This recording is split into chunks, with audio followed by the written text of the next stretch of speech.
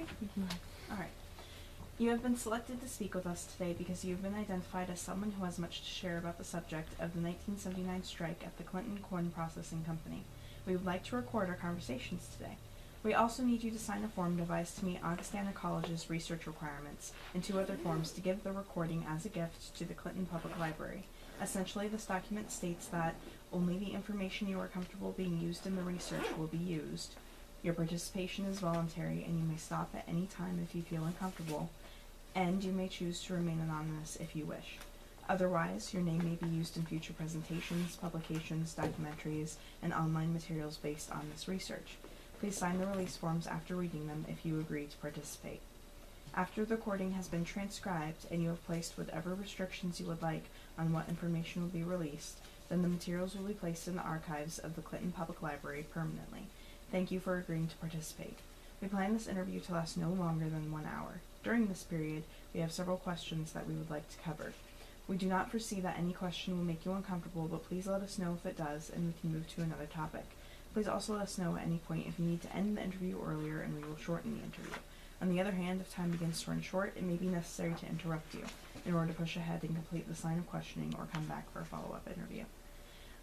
The interviewers are Evan Hinkle and Elena Leith. It is January 20th, 2016, and we would like you to tell us your name and spell it for us. Mike Rastrelli, Rastrelli.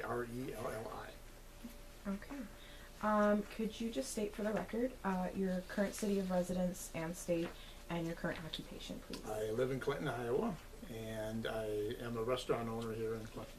Okay, awesome. So, what did you do during the strike period?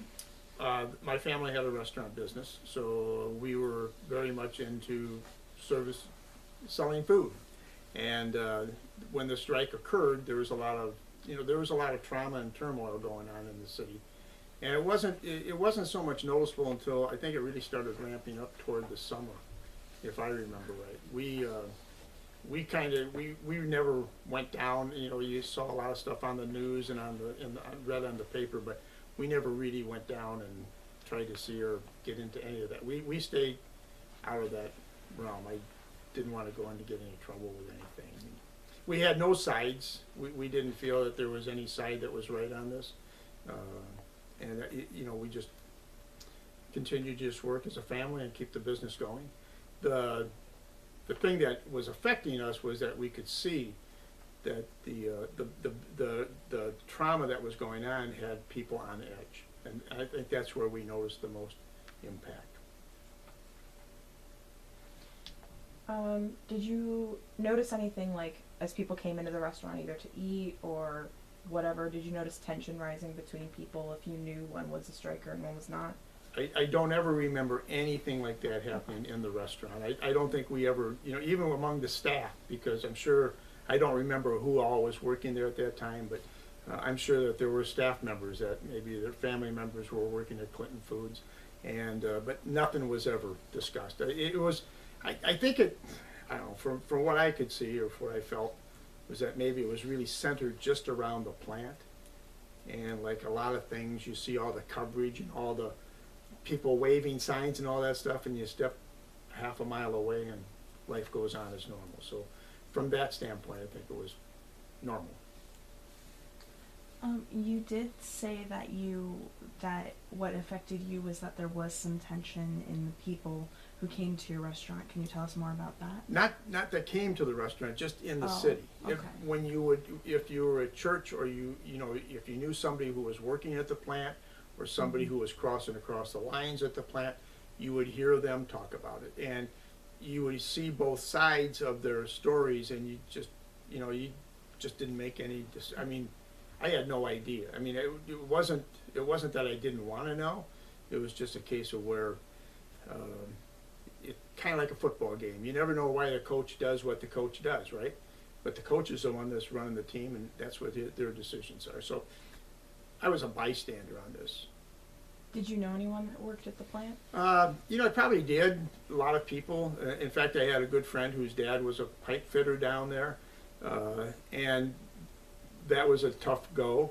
But again, I don't think anybody ever came up to me to ask me to do this or do that, or carry this or carry that, or not carry this or not carry that. So I didn't really have any. I had another friend who was one that walked across the line and did that. So everybody's got to make their own decisions, I think, right?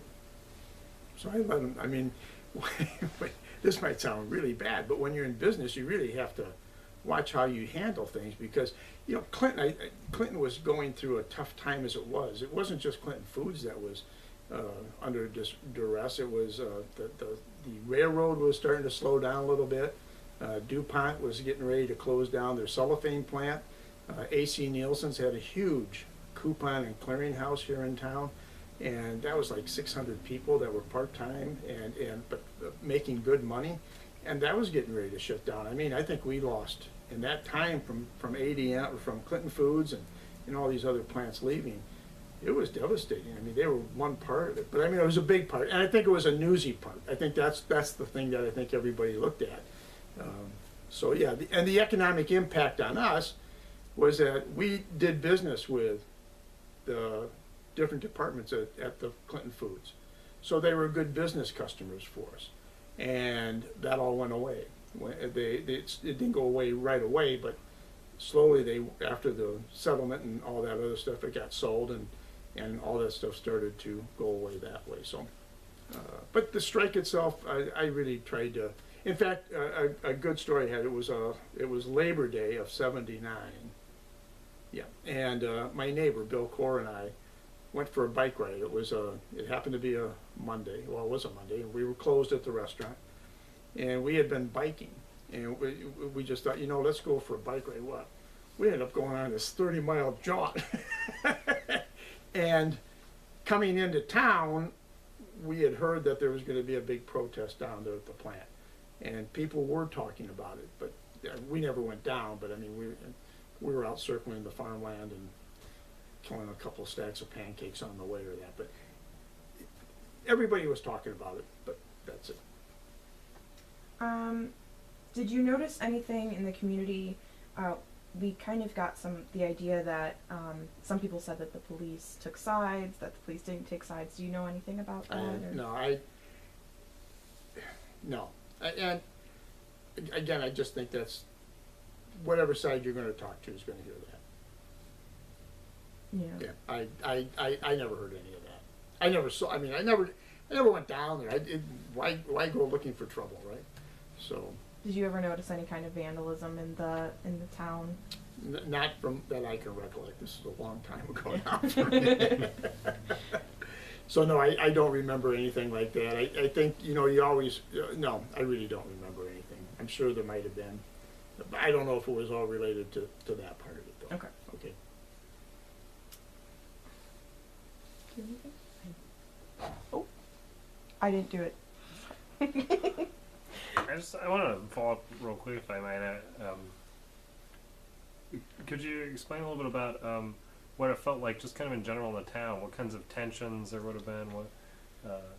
Well, from our restaurant, we had just made a major investment back in '75 and built a supper club lounge. And so we had our own tensions going because we had started to see these other plants close down. I mentioned AC Nielsen. They used to bring in corporate clients that would come in from across the country, from Procter and Gamble and different coupons. I mean, they would give these, whenever you fill out a coupon, they send it someplace and you get a whatever. I think today they call it promotion fulfillment. Okay, but all of a sudden that started drying up for us, and we had $1 million investment that back in '75 that we were trying to make work. And so our tension was a whole lot different than, I mean, ours was right on our back with that. So that might have been a way that we were more focused on trying to keep our business going. This certainly didn't help the prospects as we started to look down the road. We saw this could be a real detriment if they broke the union, or decertified the union, I guess is what it's called. And if they went out and then hired less people or whatever, and that's just going to be less money in town, means less people are going to come to your restaurant to eat, and boy, now you really have a problem. So but tension-wise, for the best of me, I really don't remember anything that would have been negative to that part. And maybe it was just because I was so focused on trying to get ourselves above water. Okay. Yeah. Actually, speaking of getting above water, it's interesting. You mentioned, right, just how different things were starting to feel because of, a lot of these kind of big industrial businesses either changing hands or lessening or even leaving. How different then was the, as you went into the 80s, 90s, is there a big shift in town then? It was devastating. Yeah. Because we had actually closed down the new restaurant that we had just built, which was adjoining our business. And really, we cut it back to where we stopped having the lounge downstairs where we had entertainment. We tried a disco in the late 70s, last couple of years of the 70s. We got that out of the way.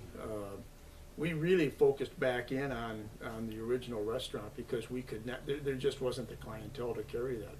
So that was the part that was scary to us, and you're just not going to have those people going out to dinner. And people were making good money, and that was great. The 70s were pretty good there for a while, and then all of a sudden 78, 79 came along, and boy, it went into the tank. And I think Clinton in 4 or 5 years lost close to 10,000 people, or 5,000 or 6,000 people anyway. Too. I think our population now is 26. Before 75, we were probably around 35, 34. That's a lot of people to lose. Yeah. So, Right. yeah. So how do you think the strike, just in general, obviously as a bystander, you probably have a bit more of an insight into this. How do you think people perceive the strike that weren't necessarily a part of it? Do you think they saw it as a bad thing, or did they just kind of like shrug their shoulders and go, everyone's business? No, I think they thought it was a bad thing. I mean, I think they thought the entire event was a bad thing. You always want people to be able to sit down and talk things out, and why that couldn't be done, I don't know. And I really think in the long run, even the fact that they decertified the union, it gave some people that did not have jobs. They became workers at Clinton Foods and started making good money. But we really lost a lot of people out of that. So I think it would depend upon who you talk to. But as far as me goes, yeah, I don't like seeing any of that happen, because I don't think I think there should have been a way it could have been resolved, and there possibly this was the way. I read up a little bit on this. I saw that the vote to decertify was something like 540 to 46 or something like that. So evidently there must have been something going on, and I don't know anything about it. So they could have brought 546 people in from outside that had all the rights in the world to vote. Those kind of games you want to play, that's tough. Whenever you're in business and you have people working with you that are dependent on you to provide them a paycheck to support their families, and you have to make decisions, that's not the easiest job in the world. That's where you really, so from what I don't know. I wish I could tell you I do, but I just don't. But it was tough. I mean, there were a lot of good people that didn't have jobs all of a sudden.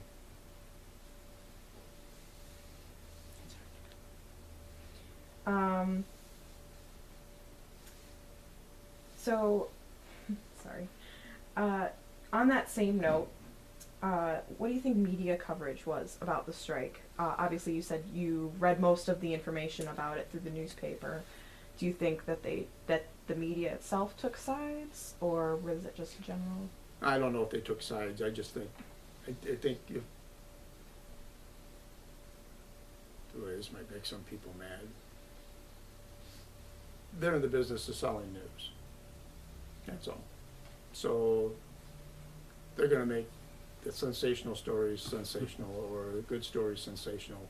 And I don't think that they were. I just think they had photographers down there. They had reporters down there, not only locally but throughout the whole. The television stations down in the Quad Cities were up there every day. Everybody wanted to see rabble going on. I don't know. I think that they blow it up. It was silly, and it's unfortunately silly. I don't say silly in a frivolous way. I mean, it was sad. It was really a sad time for us up here. Did you ever want to like go down and see the? No, No. no, not at all. No.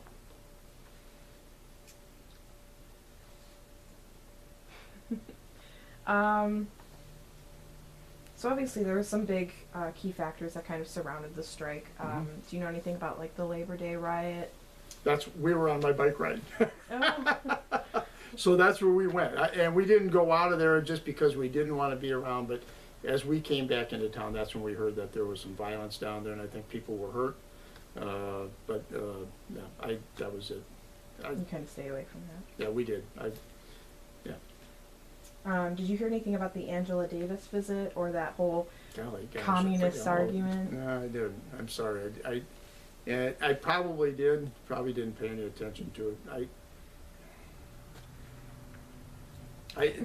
That stuff doesn't trip my trigger when you start seeing these people come in and they want to make something bigger than it affected people's lives. I understand that, but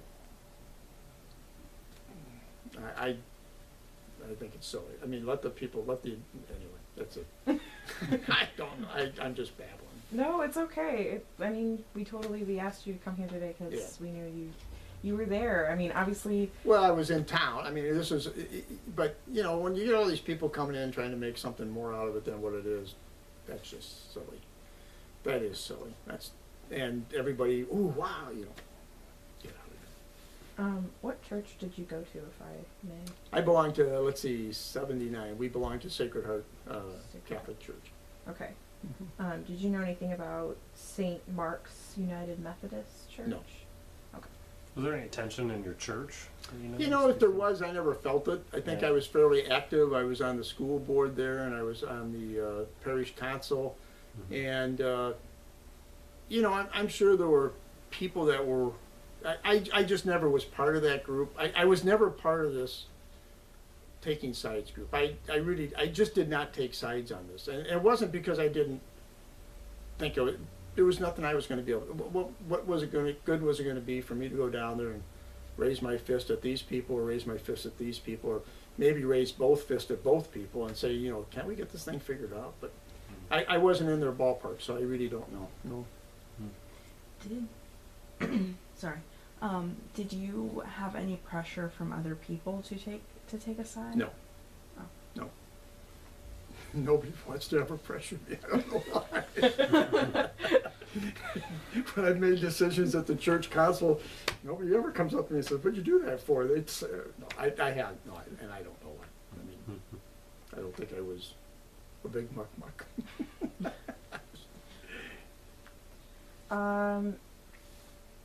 So we just have some groups that were kind of talked about by other people and by some research that's been done on the strike. And I was just wondering if maybe you've heard of any of them, either the Clinton Labor Temple. Can you tell us anything about them? Or again, I was never a member of a union. I'm an independent restaurateur. My dad was immigrated over here, so you know it's something. And I think it's a good thing. Our roots in Clinton started in 1923 when my dad came to Clinton. That's it. So he built his business from ground up. He was an immigrant, did not speak English when he got here in Clinton. Somebody taught him English out of the kindness of their heart. And he just went about doing his business and building his business and taking care of his family. And that's really what we were centered on. We were strictly a tight-knit Italian family. And and Dad was very well respected. By the time Dad had passed away in '66, so but what he was able to accomplish with his education, I mean, he had a 6th grade education in Italy, was fantastic. And so he was very well respected in town, treated everybody equally, and didn't take sides on anything. I think probably rubs off on his children, and to where, you know, you treat everybody fairly when they come into your restaurant or your business. You treat them fairly. You don't make anything out of who they are or what they are. And that applied to race, color, creed, and union or non-union. So I think I'd say it that way. Did you hear anything about the concerned citizens of Clinton?